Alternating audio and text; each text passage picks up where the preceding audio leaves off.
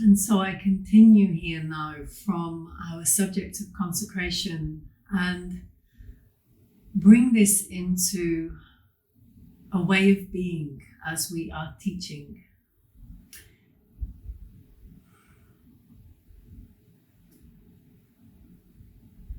It is going to be so much easier for you if you recognize that what you are teaching and sharing with others is a divine truth. And that divine truth and the depths of that truth is not something that can be totally conveyed with the mind, with the body. To convey spiritual truth and the teachings is going to be far more powerful if you are connected and open within your own energy system. The thing is, we come from a culture and society that gives enormous credit to education and to fueling and training and developing the mind. We are really locked in this at the moment, and it's a locking that has people trapped, has people in all types of mental health problems, because it's like a pushing constant of information. And it's almost like an urgency that people feel or are taught to feel, that they have to develop this mind in order to be good in the world, in order to be able to function in particular jobs, in order to be able to teach, in order to be able to get through life. And so what we do from a very young age, we start accumulating. And what I'm about to say is not to say that that doesn't have its place. Okay, we need an education system, of course. It's important to learn, and there are so many jobs out there that require information and a mental capacity and opening, and it's healthy to have that. But we also need to know that there is another level of being. There is another level of having this ability to learn languages, to convey information that comes from within. Have you ever noticed you can have a group of people come through a system, like a semester, and they will all be able to articulate those teachings in different ways? Why is that? They all learn the same. Okay, you could say, well, some were concentrating better than others and this, yes. But I'm sure you know somebody that studied really, really hard, but they didn't really manage to do so well in that way. Why is that? Okay, there are so many things on the physical that is to do with the brain and to do with the different kind of moments of attention and all of this. Yes.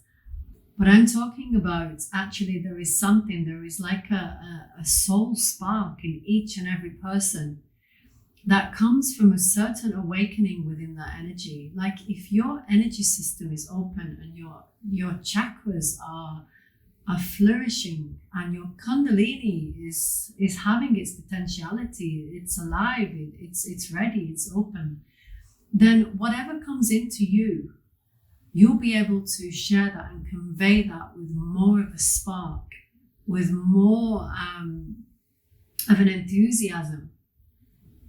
And enthew, for you to know in the Greek, is actually a word for the divine, a word for God. So that connection is coming from within. I'm thinking of a lady in particular now as I speak, and she's only just started to study astrology in the last years. But when she writes predictions and readings and these things, she is remarkable. And it's because she has that awakened inside, because actually to convey astrology requires a certain connection. It requires a certain awakened Shakti. When I say Shakti, I mean a particular energy within. And I'm pretty sure that lady, through time, through sadhana, will develop more that Shakti, so it even becomes like a siddh, a paranormal ability. that she can take a science like astrology, and with having hardly any educational background in it, she's able to convey it with so much more ease than I'm pretty sure some people that studied astrology for a while can do, because she has that opening. And this is the same now in teaching spirituality. You can read all the books in the world. You can study with all the teachers you like. You can mentalize everything and do all your things. But if that energy connection is not open in you, it will be really hard potentially for you to speak about it and truly inspire the hearts of others. You might be able to speak about it in a very intellectual way, and people are going, yes, very good. I like this, you know, like you feel inspired, but on a mental level. I'm talking about when we are getting to a level of teaching spirituality where what we are conveying needs to go beyond reaching the mind of people. It needs to land somewhere inside that really inspires the soul, not just the mind, but the soul.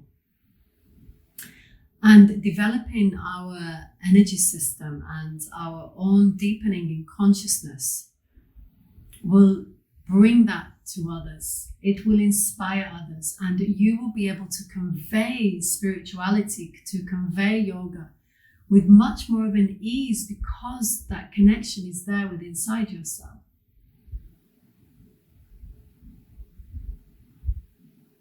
I remember when I was in my initial Tantra training, it was more practicing at that level. I think I've mentioned it took a few years before I started teaching.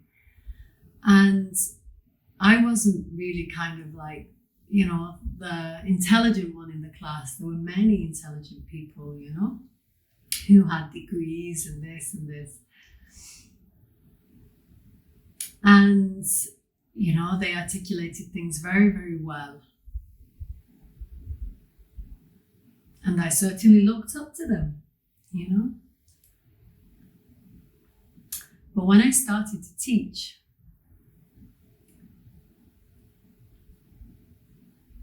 there was an energy that came through me that taught. And it didn't matter that I didn't have the degree of intelligence.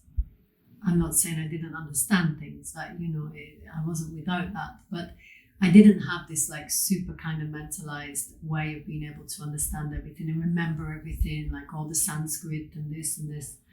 I didn't have this in the beginning. This came through time. But when I started to teach, I noticed that it was easy for me. It just flowed. And I was really able to express what I wanted to express, what felt good for my own being. And people received it beautifully. And this was right in the very beginning when I first started teaching.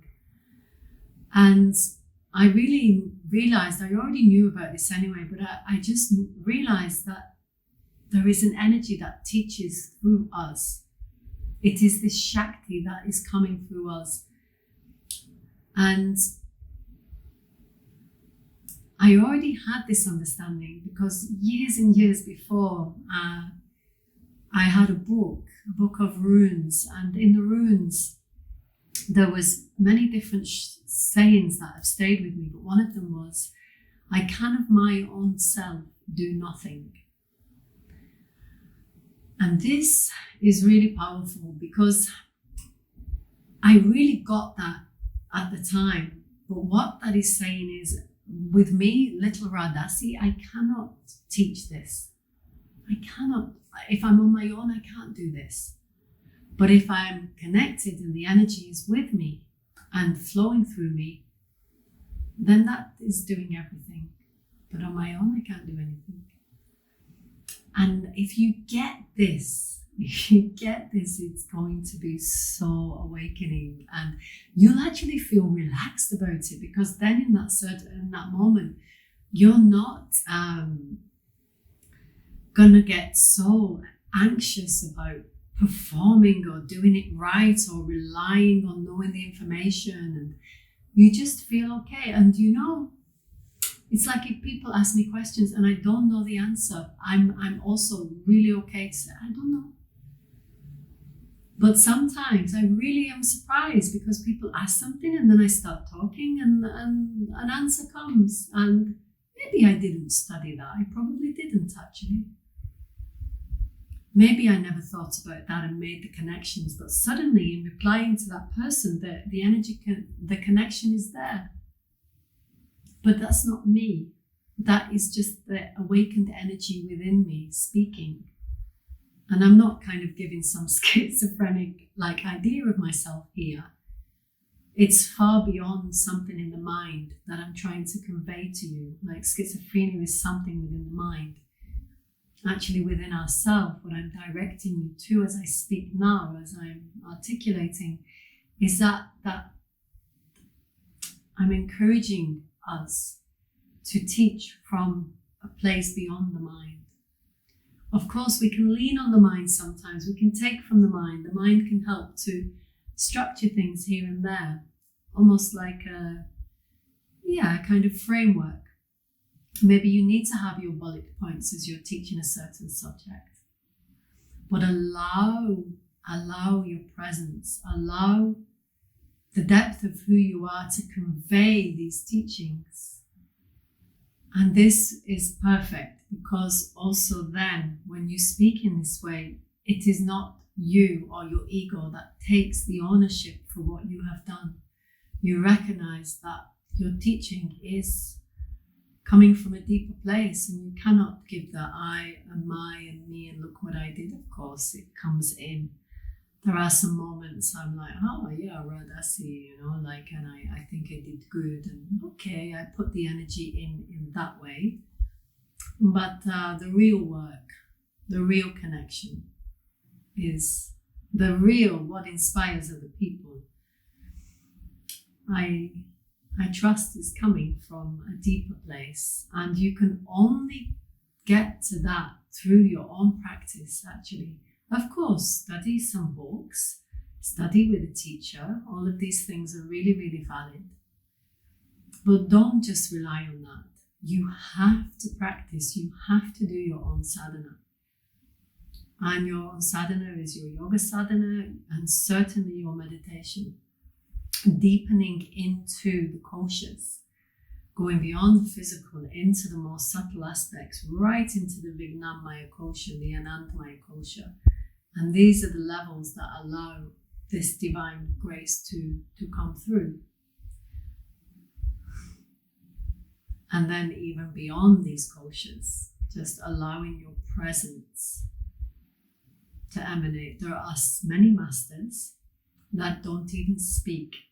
They just rest in silence.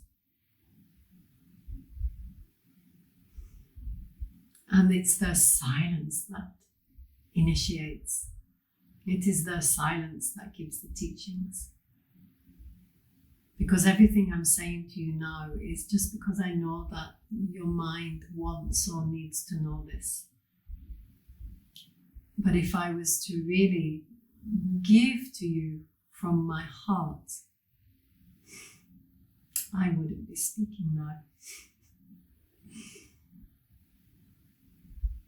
Yeah, this is why it's good. Join us for meditation, yeah? This is where the honey is. But you're here because you wanted to study some tantric teaching methodology. So I feel like it was very important to speak about this subject. Okay, thank you.